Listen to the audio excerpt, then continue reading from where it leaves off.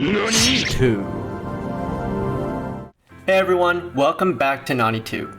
This recap covers episodes 401 through 500, and we're picking up where we left off, when Kizaru pulls up to Sabaody. Sabaody becomes a disaster movie. Luffy gets launched into the unknown, we speedrun the scariest prison on Earth, and then we crash straight into the biggest war the series has ever seen. Kizaru starts casually deleting pirates across the island, and it's not just the Straw Hats suffering, the other supernovas are there too, and we get quick flashes of what kind of monsters they are. But it doesn't matter, because Kizaru is light, as in, he's already behind you mid-sentence.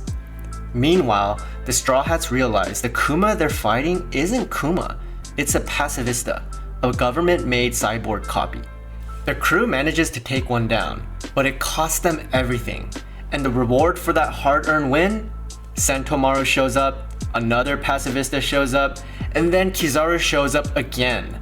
This becomes one of those moments where you can feel the series telling you, you're strong, but just not here, not today. Then the real Kuma arrives, the actual warlord, calm voice, no drama, and one by one, the Straw Hats get wiped off the map. Not defeated, not captured, just gone. Luffy reaches for everyone and grabs nothing but air, and Sabaody ends with the most terrifying feeling in One Piece. The crew is separated and Luffy is alone. Luffy gets launched onto Amazon Lily, an island of warriors where men are basically a myth. He tries to be normal about it, but nothing Luffy does is normal. He meets the Kuja, gets chased, gets judged, accidentally causes chaos, and eventually crosses paths with the ruler of the island, Boa Hancock. Pirate Empress, warlord, walking intimidation, sexy... Sorry. At first, Hancock wants him erased from existence. Then Luffy sees the secret on Hancock's back, the mark tied to slavery and the celestial dragons. And Luffy, being Luffy, reacts the only way he knows how. Not with fear, not with politics, just pure disgust at what was done to them. That one reaction cracks Hancock's entire worldview. We learned about her past, and we see why she's so cold to the world. But Luffy's not playing the usual game of bargaining and flattery. He's just honest. And somehow, that honesty hits harder than any punch. Then the big urgency returns. Ace is about to be executed. Luffy doesn't hesitate. New destination, the Great Prison. And Hancock, who absolutely was not planning on catching feelings today, decides she is now Team Luffy forever. She smuggles him in. Before we dive into Impel Down, the show gives us quick snapshots of the crew scattered around the world.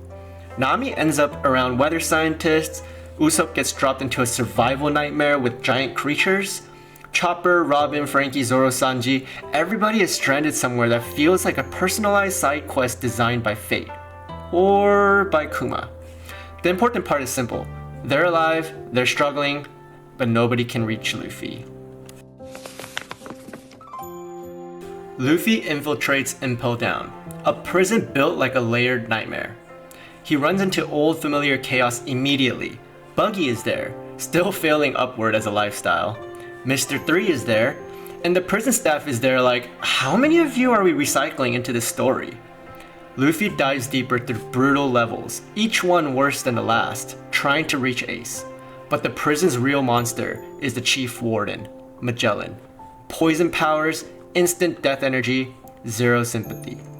Luffy fights him anyway because Luffy's plan is always, step 1, sprint forward.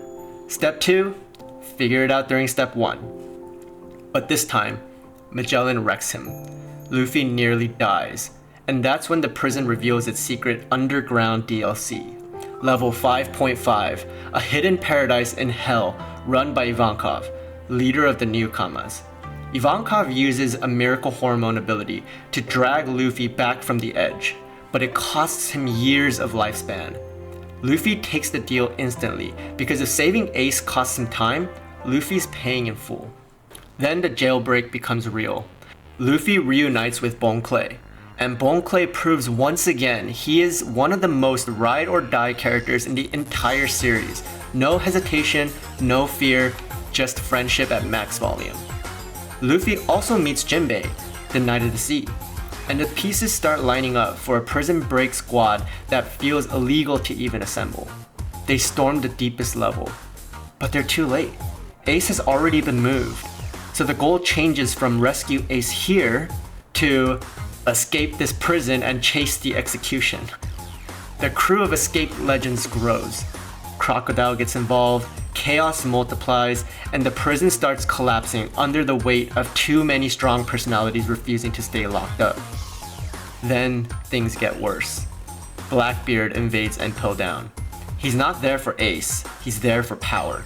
He makes deals, recruits monsters, and the vibe is immediately, this man is building a disaster on purpose. Luffy and Blackbeard clash, and it's one of those encounters where it's less fight and more two futures colliding. The jailbreak barely succeeds. Magellan goes full demon mode to stop them, but Bon Clay pulls off a miracle to buy them time, and Luffy's group forces open the Gate of Justice. They escape and head to the Marine headquarters, where the war is already starting. So it looks like 0.1% of viewers are subscribed. Help a brother out. Marineford becomes an all-out collision of the world's strongest forces. The Marines set a trap. The warlords show up like it's a business trip.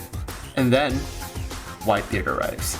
An enormous fleet, an emperor of the sea, the man with the power to destroy the world.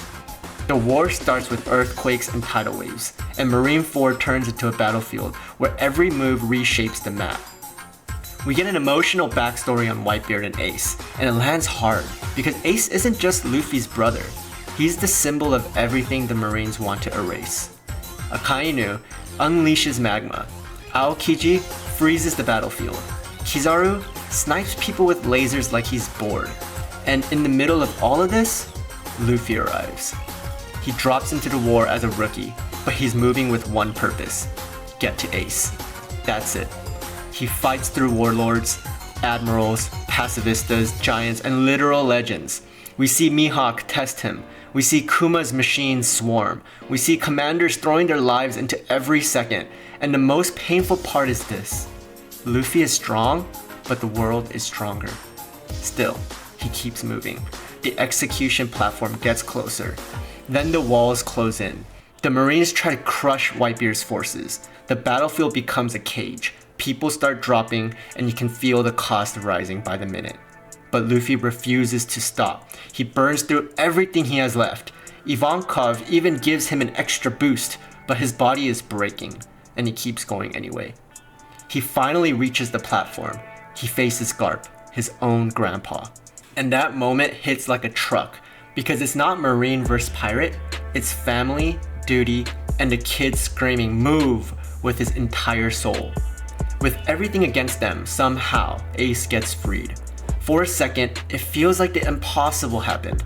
They're holding hands and fighting together once again. And then the world reminds you what kind of art this is. Akainu hunts them down, and Ace turns back to protect Luffy. But in the middle of the chaos, in front of everyone, Akainu unleashes a hellish punch, putting a hole through Ace. Luffy's mind just shuts off. His body still moves, but his spirit is gone. The war keeps raging around him, and he's basically a broken statue holding on to nothing. Whitebeard snaps. Marineford starts collapsing. Whitebeard fights like a force of nature, and even when he's pushed to the brink, he refuses to fall in a way that feels small. Then, Blackbeard steps in. He reveals his true plan, and in the most terrifying flex imaginable, Blackbeard takes Whitebeard's power for himself. Now, there are two earthquakes in the world, and one of them is attached to a man who laughs like he's already won. Akainu keeps pushing. He's livid. Luffy is still in danger. Then, Kobe has a moment of courage that actually changes the flow of the war, because someone finally says out loud what everyone is avoiding. This is becoming slaughter. And then, Shanks arrives.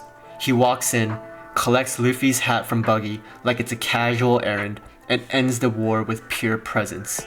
He tells everyone, if you want to keep fighting, fight me. But nobody wants that, so the war stops. Not because the Marines are done, not because the pirates are satisfied, but because Shanks said so. Law's submarine escapes with Luffy, barely alive.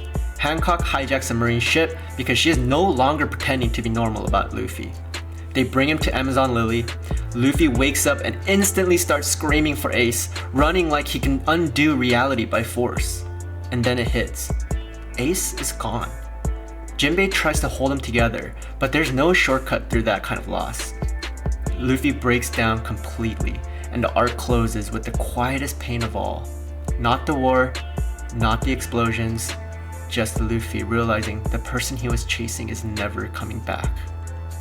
And that wraps the 10-minute recap for episodes 401 to 500. Next time, we're in the aftermath. Luffy's at his lowest point, the world is reshuffling power, and the Straw Hats are still scattered, growing in ways they didn't plan. If you enjoy the content, please make sure you like, comment, and subscribe. And I'll catch you in the next one. Peace.